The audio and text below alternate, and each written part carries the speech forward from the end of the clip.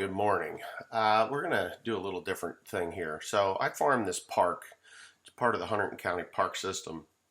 It can only be farmed as a mulch hay production site. And it's rather large, but I figured that I would give a little history lesson to the Hoffman Park and what it's about, and that you can go there. And it is just a drop dead gorgeous experience. And you might be able to see you'll be able to see the fields of it. And I could probably even go ahead and do another drone video, or even a combination of drone and tractor footage going through the park in the areas that don't have fields. So I'll start by this. I'm going to read from the Hunterdon County Park System's About page on this particular park.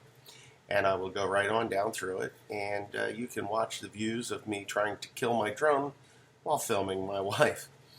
Okay, about Hoffman Park. This is a 354-acre park. This 354-acre park is comprised of hardwood, forest, grasslands, and many ponds of various sizes. The ponds were created in the 1940s by Albert and Joyce Hoffman for erosion control, crop irrigation, and cattle management. When the park was working farm, Albert Hoffman was the son of the founder of the Hoffman Beverage Company.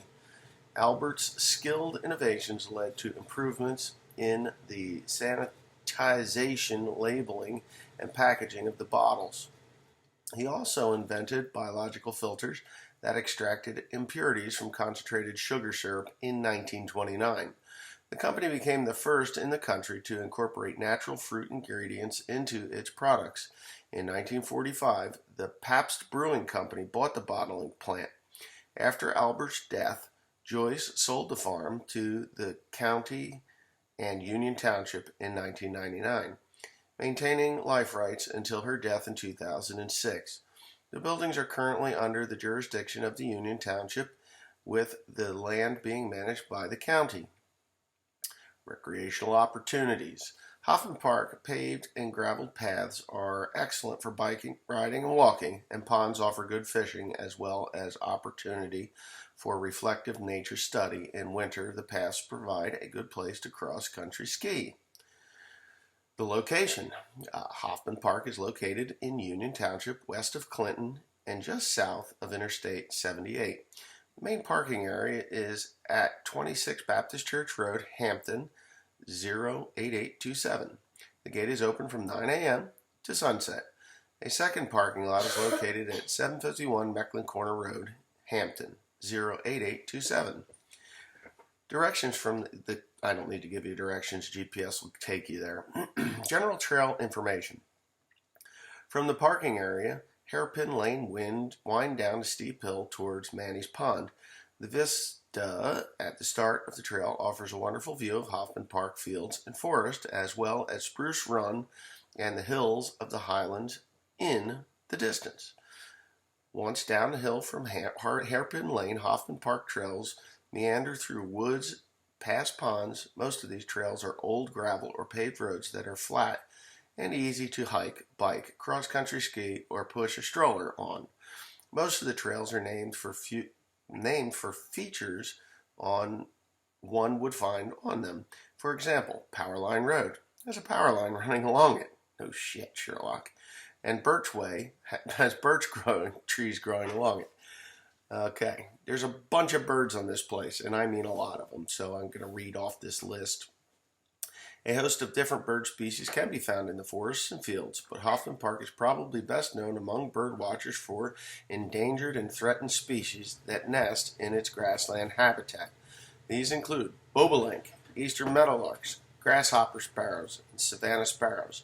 You can see these in my video, the sparrows and other birds that are flying around there, so yes, it's pretty cool to see that. We do have to leave a patch every year, some larger. In some years, it's larger than others. Please keep pets on a leash, as these birds nest directly on the ground and are highly susceptible to disturbance.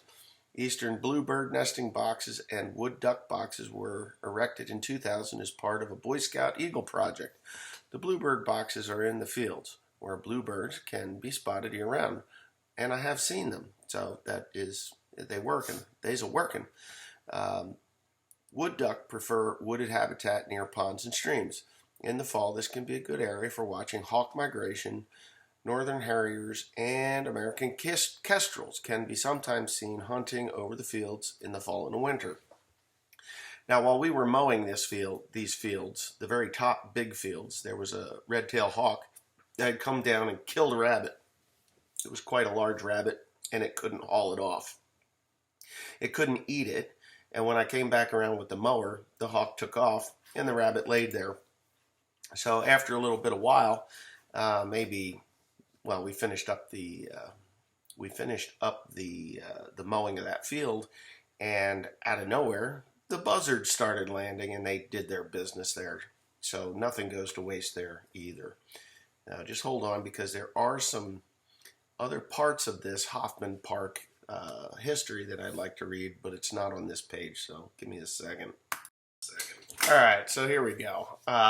There's not much more history on there. They've taken it off the internet. Why, I have no idea, but I do know that the Hoffmans at this park did lease out to various different beef producers over the years, and that's how they were able to maintain the property until obviously she sold it to the Union Township, and then the Hunterdon County Park Systems manages it. It's in conjunction. So we're just flying around here a little bit. I almost got waffled by the tractor. You can see the shadow of the drone, and you know, a lot of people don't really care for drone videos, but you know what? This is kind of cool. But anyways, the former farmer on this one, the guy that farmed it before me, did not know how to handle warm season grass. He just, when he cut it to the ground, and you can't do that. You need to leave about 8 inches of stem there in order for it to re-sprout up and actually gain some energy to winter through.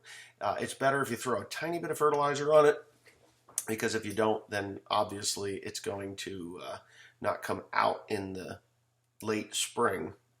Because if you know anything about warm season grass, you cannot have competition from cool season grass. Cool season grass is just that. It can grow in the cool spring, and it will choke out the warm season grass. So you kind of got to be careful with that stuff. Yeah, this is a finicky grass. You can't really make it the wrong way and send it to a mushroom barn or a composter, because if it is not green, it has no leaves on it, and there's no structural or no nutritional value to it whatsoever for them. And there's nothing there for the microbes to break it down, and it doesn't break down. But if you make it green, like we have done, then it will break down the way it's supposed to, and they're okay with it. So you got to kind of make it right, but leave a lot behind. And now you're going to see me say goodbye. Hope you enjoyed this video, and if you're new here, thanks.